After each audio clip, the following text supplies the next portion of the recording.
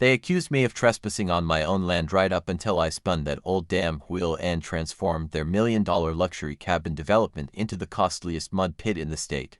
There I stood, hands on a century-old valve, watching their shiny construction rigs sink like stones into the thick, black muck where Timber Lake had been moments earlier. Diesel engines sputtered and died, their echoes bouncing across the barren lakebed. That raw, pungent smell of freshly exposed lake bottom, years of buried silt and secrets, rose into the morning chill.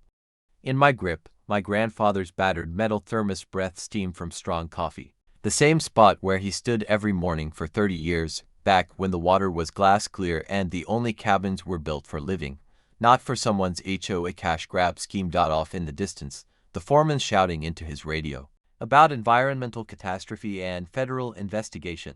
I just sip my coffee and let the corners of my mouth curl. But before you think I'm the villain here, let me tell you exactly how it got to this point. What would you do if an HOA tried to take your family's land property that had been yours for 100 years? Leave a comment with where you're watching from. I bet you've got your own HOA nightmares. My name's Ezra Blackwood, and this whole mess begins with 47 acres of Wisconsin lakefront my grandfather bought in 1924 for $300 and a handshake. Back then, Timber Lake was nothing but a lumber company's log pond. But Grandpa had vision. He saw a place where a man could sip his coffee without some self-important neighbor in overpriced boots telling him his dock violated community standards. Now I'm 52, a third-generation civil engineer. For the past 3 years, I've spent my mornings on the same old dock where Grandpa taught me to tie bowline knots and pick out the culls of loons. The smell of pine sap mingles with the wood smoke from the stone fireplace he built himself. The boards under my boots creak the same song. They always have a sound that means home. That peace lasted until Constance Pettin arrived. Constance perfect. Highlights, high-end everything. A smile sharp enough to draw blood rolled in from Chicago 3 years ago and head to Lululemon. She had enough money to buy the largest house on the lake and enough ambition to improve everyone else's. Her husband Braden owned half the construction outfits in 3 counties. Within 6 months, she charmed her way into the HOA presidency, promising to increase property values and preserve the community's vision. You know, the type, the kind who'd complain the birds were too loud at sunrise. The trouble really began when I got back from a 2-week job downstate. Gravel crunched under my tires home. Then I saw them, bright orange survey stakes jammed into my shoreline like little invasion flags. Before I could shut off the engine, a white Escalade whipped into my drive, sliding to a stop sideways and spraying gravel. Out stepped Constance in boots that cost more than my monthly mortgage, wielding a clipboard like royal orders. Ezra. Perfect timing, she beamed, the kind of realtor smile that could etch glass. I've got wonderful news about your property. And if you've lived long enough, you know wonderful news about your property means you should grab your wallet and run. She rattled off about an emergency HOA meeting.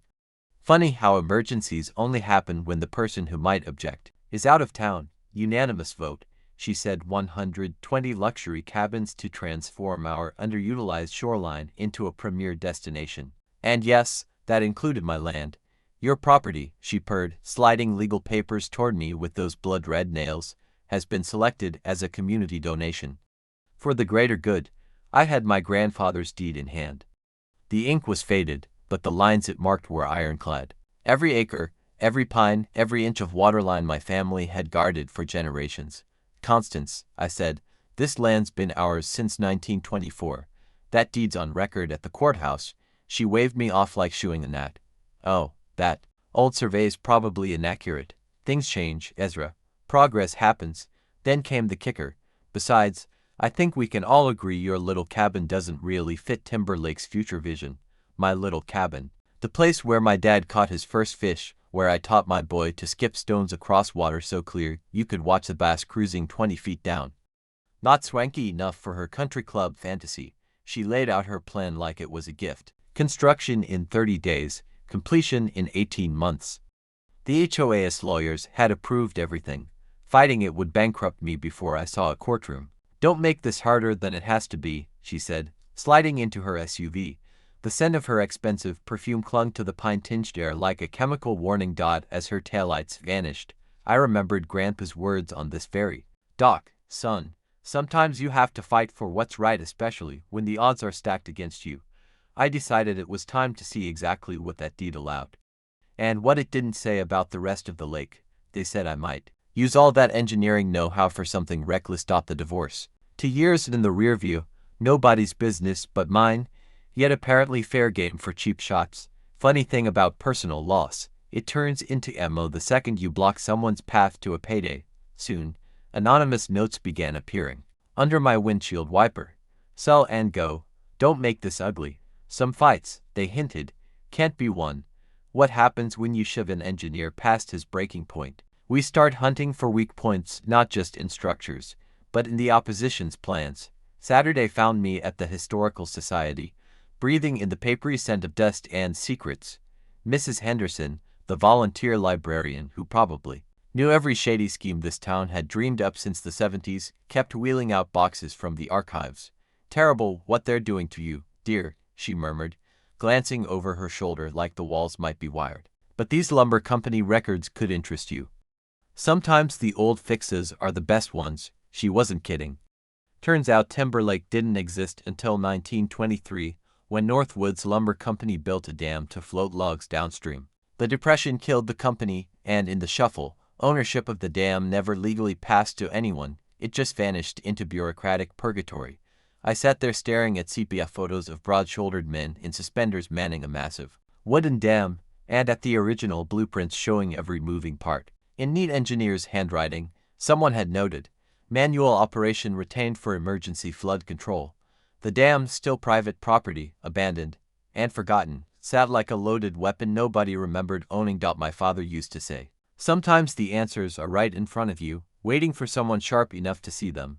He was talking about engineering puzzles. Apparently, it worked for revenge. By Monday morning, I was at the State Revenue Office, chasing a paper trail through 3 departments and 4 cups of burnt coffee. The clerk, a saint in sensible shoes, finally dug out the dam's tax file from a cabinet that probably hadn't been opened since the Clinton era. Northwoods Dam, she read. Well now, this property has $847 in unpaid taxes going back 15 years. Wisconsin law says you can buy it for the amount owed. Interested, $847. I'd spent more than that on one dinner in Chicago. But the real prize was in those specifications. The dam could legally drop the lake by 8 feet without violating flood control rules. That drop would leave every one of Constance's freshly poured foundations high and dry, turning her construction site into a very pricey mud bath. It might also uncover whatever had been buried under 70 years of silt. When I got home, another note waited under the wiper. Final warning, take the deal and disappear. Across the water, the North Shore was lit up like an airport runway, crews working through the night. I glanced at the dam's deed in my glove box, my signature still wet. Time to remind Constance. What happens when you box in someone who truly understands water? Her next move landed with all the grace of a brick through stained glass. Wednesday morning, coffee in hand, I watched a sleek black sedan roll into my driveway. Out stepped a man in a tailored suit, briefcase in hand, wearing the kind of smile that makes honest people check their bank accounts. Mr. Blackwood, I'm Winston Carl, counsel for the Timber Lake Homeowners Association. You've been served. He slid the restraining order across my dock railing like a poker dealer. Apparently, I was now a threat to public welfare and critical infrastructure. The order barred me from operating, tampering with, or even approaching any water control structures in the township. Someone had done their homework and figured out I owned the dam. This is only temporary, Carl said with oiled-up confidence. Just until we can sort out this misunderstanding. $1 million misunderstanding. By Thursday afternoon, bulldozers were chewing into what was unmistakably my land, century-old oaks that had watched this lake turn from logging pond to pristine wilderness. Chainsaws screamed across the water. I called the sheriff, voicemail, called the county supervisor. We'll look into it, called the state environmental office. Sir, your complaint is still being processed. By evening, the oaks my grandfather once climbed lay in the water, the lake's surface smeared brown with churned-up silt. Dead fish floated belly up near my dock, the air thick with the 6-week reek of rot, diesel, and fresh-cut wood. That night I sat on the dock with the bourbon, the generators across the water droning in my ears, feeling a kind of helplessness I hadn't known since my father's funeral. My grandfather's photo sat beside me, him on this dock in 1955, holding a base from cleaner water than we had now. He taught me that some fights were worth it, especially when the odds were stacked against you. Friday morning, Carl was back, this time with a deputy. Emergency hearing Monday. They were pushing to make my restraining order permanent. Judge Martinez is concerned about public safety, Carl purred, especially with aging infrastructure run by emotionally compromised individuals. So that was their game, paint me as a bitter divorce-turned-domestic terrorist with a dam. While they worked on my character assassination, I studied my new acquisition. Those 1923 specs weren't just plans. They were a guide to environmental leverage. Lower the lake 8 feet, and you ruin foundations. Lower it 12, and you reveal decades of toxic history hidden in the depths. I spent the weekend before dawn learning the dam's manual controls, the weight of the brass wheels, the roar of water through the gates. Stress had a taste now, metallic and bitter, but those cold steel handles felt like hope. Sunday night, my son Derek called from Minneapolis. Dad, I saw the news. Mom says you're obsessed. Is this worth it? Maybe just take the money. I looked at the floodlit construction site across the lake. Some things aren't for sale, Derek. You'll understand someday. 18 hours until the hearing. The dam didn't run on court schedules. While Constance was rehearsing testimony, the County Herald's Delilah Santos called. Her voice crackled with the thrill of a reporter sitting on dynamite. Ezra, I've been digging into the Petons. They're broke. Totally underwater. She'd traced shell companies and offshore accounts, found bankrupt projects, lawsuits, even one development that literally sank into contaminated ground. Constance had mortgaged everything, right down to her mother's retirement fund. This cabin deal was her last shot before total collapse. Then Delilah dropped the bigger bomb. The HOA vote Constance used to seize my property, illegal. Half the homeowners never got the legally required notice. Every signature, every approval void. And that environmental complaint you filed. Delilah continued. It triggered a federal records search. The EPA is digging into Timberlake's history. Turns out the original lumber company didn't just cut trees, they dumped waste straight into the lake. Later developers followed suit. Drop the lake level enough, and all that buried poison comes to light. If the contamination's confirmed, the feds lock down the site for years of cleanup. No construction, no exceptions. And the cleanup bill. It sticks to anyone who's ever touched the property. The instant contamination is official, Delilah explained. All construction insurance evaporates. Braden's company would be on the hook for every cent. Suddenly, Constance's frantic construction made sense. She was racing the clock before her lake turned into Exhibit A in an environmental disaster. When's court? Delilah asked. Tomorrow at 2. Perfect. I'm publishing my piece in the morning and inviting 3 environmental groups to the hearing. Martinez hates press circuses, but she loves accountability. When I hung up, the night was filled with the hum of machinery across the water. Constance thought she was building salvation. She was really sealing her own cell. Monday, 5 a.m., my kitchen table looked like a command center.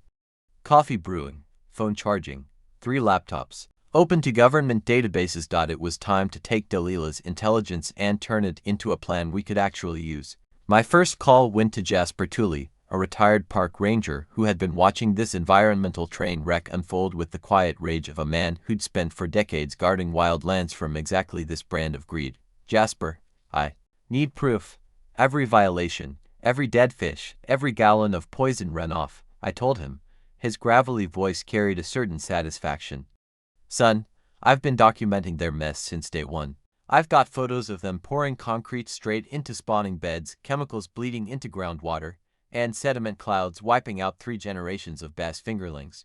Jasper still had strong ties inside the EPA's regional office. The kind of agents who preferred prosecuting polluters over pushing paper. They knew some contamination sites were too dangerous to ignore.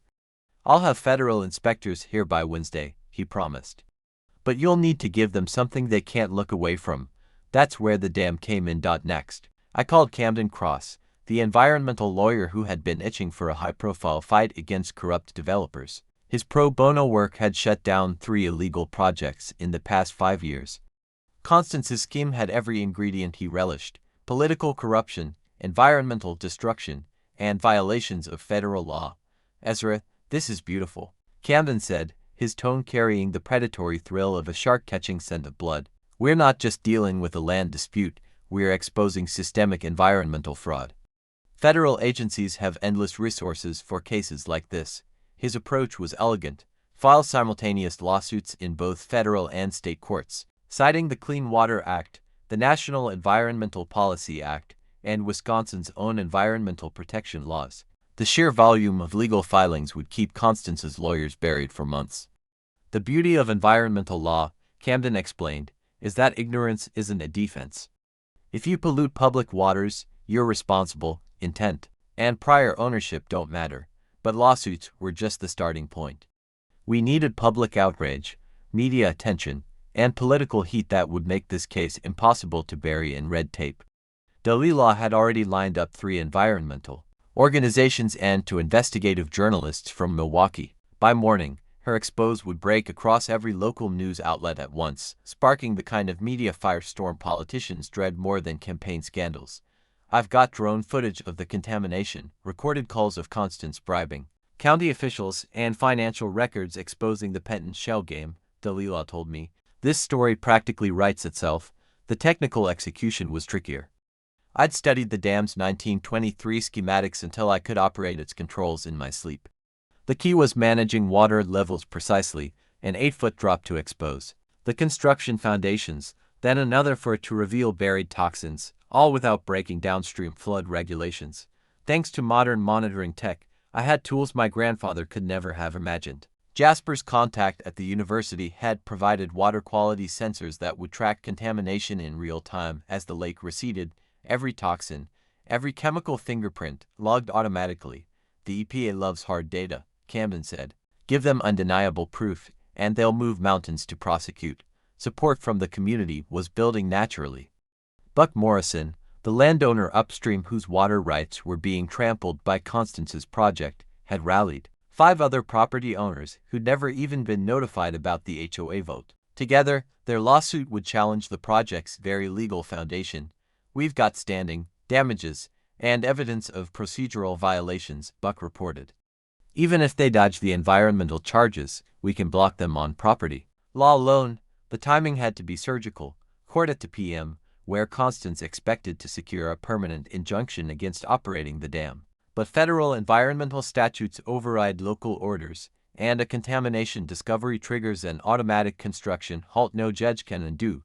The plan was simple: start controlled drainage at dawn, expose the contamination before the hearing, and let federal enforcement step in. By the time Constance's attorneys argued about restraining orders, the EPA would own the lake. One thing bothers me, Camden warned.